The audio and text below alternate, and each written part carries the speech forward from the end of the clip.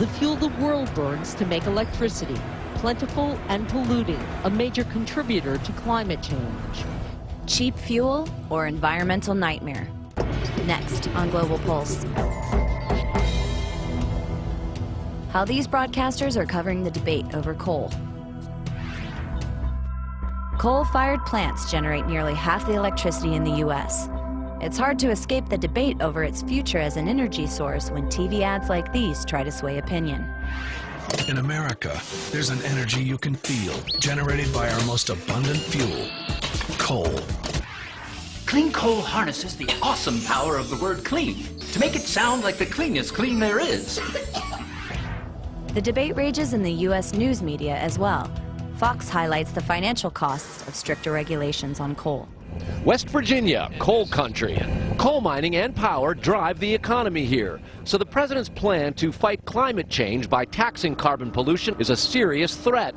800 families just totally depend on the good health care and the retirement and the good wages that we're able to provide. It's cheaper than solar, which costs 20 cents to produce 1 kilowatt hour. Wind costs 14 cents per kilowatt hour. Coal costs only 3 cents. CNN covered a state-of-the-art coal plant in North Carolina, but pointed out a big flaw. Duke Energy, one of the largest power providers in the United States, is constructing an 825 megawatt coal plant. The stack is where the final flue gas will go out after it's been treated, and you'll see a big cloud of water vapor coming out the top of that. SO2 or sulfur will be reduced by 80%, NOx will be reduced by 50%, and mercury will be reduced by 50%. So it's a significant environmental impact. What Duke has down in Cliffside is a very advanced coal plant, but still does nothing about the carbon dioxide problem, their main gas behind global warming. The energy industry has another argument. There's a way to capture carbon emissions. But ABC News says, not so fast.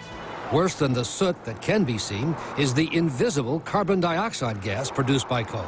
The clean coal theory is to remove and capture the carbon dioxide gases, then ship the gas by pipeline to be buried deep inside the earth. But there's no proof the dangerous gases stay buried. Despite ambitious plans, there is not a single clean coal power plant in operation in the U.S.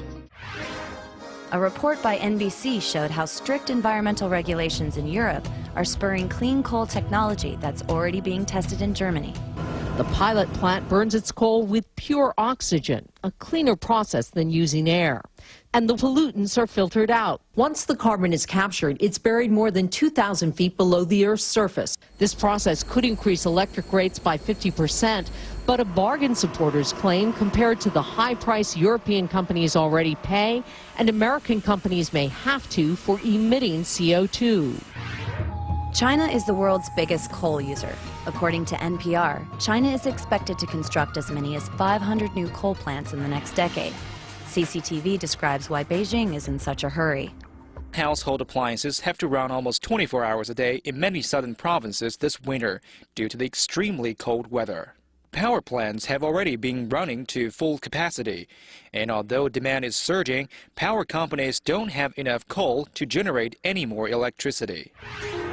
The New York Times reported that China is leading the world in construction of cleaner coal-fired plants. But coal is still a big contributor to the nation's pollution crisis. Al Jazeera found another, more human toll it's taking on the Chinese. China has over 5 million miners. The production line never stops. Tens of thousands of miners are critically injured a year. Mr. Xiaolun suffers from acute emphysema, a lung disorder caused by years of inhaling coal dust. He's checked into the coal miners' sanatorium to have his lungs cleaned out for the second time. As a manager in one of the leading state-run companies, he qualified, one of only 900 miners a year, to receive this life-saving operation. The U.S. government projects coal use will grow significantly over the next 20 years. Parallel to that growth will be an increase in global carbon emissions. For Global Pulse, I'm Erin Coker.